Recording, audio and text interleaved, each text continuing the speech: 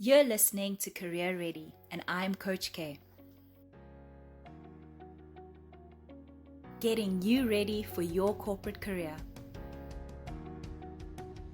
Yesterday, we covered the 3 things that you need to do when dealing with an employment gap, and that was to accept it, own it, and answer it. I hope you took away from our session yesterday that gaps in employment are normal and are often expected, especially at this stage of your career as a graduate.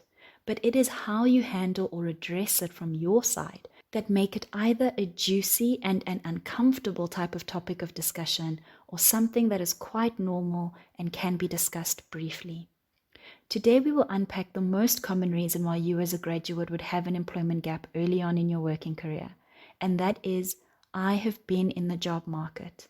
This means simply that although you are eligible to work, are employable, and actively looking for formal work, you just have not found a suitable position as yet. Do you see how normal that reason is? There is really nothing embarrassing about this, but you still need to address it. So how do you address this gap? 3 factors here. 1, you need to understand it. Have you ever tried to explain something without structured knowledge on the matter? While my 4-year-old son asks me about 100 questions a day, from "Mama, why is it cold?" or "Mama, why can I run fast?" And it is only when a child asks you the most simplistic questions do you realize how important it is to actually be knowledgeable on certain matters, so that you are less anxious about the questions and worried about whether or not you even know the answer. So now I prepare myself. I think like my 4-year-old and I try my best to be ready for his questions by reading up on general knowledge and how things work type of facts. So if you know exactly what is going on in the job market, if you have some kind of high-level market-related understanding of why it might be taking you a bit longer than normal to find work, then you will feel less anxious when asked to answer that question. Number 2, you need to have a plan. In our Get Hired series, we spoke about 6 key steps for how you can organize yourself while you're job hunting. And one of those steps was to develop your career plan and job hunting tracker. Do you guys remember?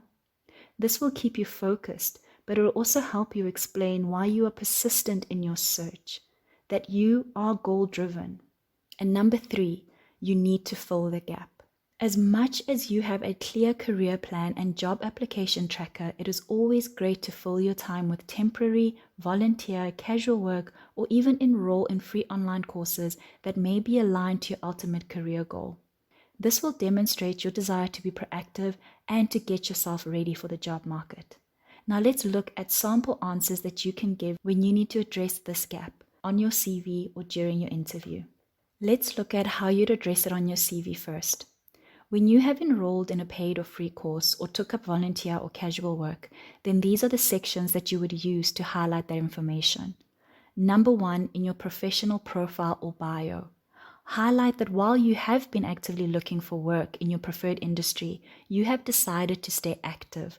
But most importantly, you want to highlight what you have achieved and the skills you've learned or gained during this time.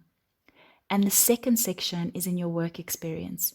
This will look like any other role on your CV with a title, a company or organization, a time period, and a brief description of your duties in that role. Now let's look at how you would discuss it verbally during your interview. Let's start with my don't. Do not try to hide or shy away from your gap, and do not by any means belittle or look down on the kind of work that you've decided to take on to fill the gap. All work is respectable. So what do you want to do? This is my do.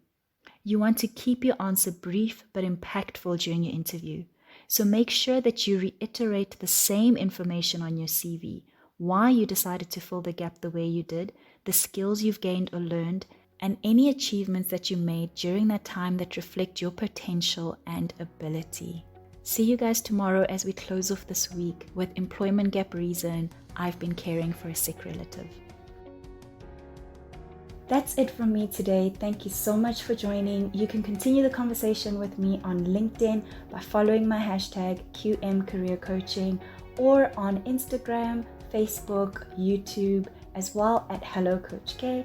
Or if you prefer, you can send me an email at info@hellocoachk.com. See you next time.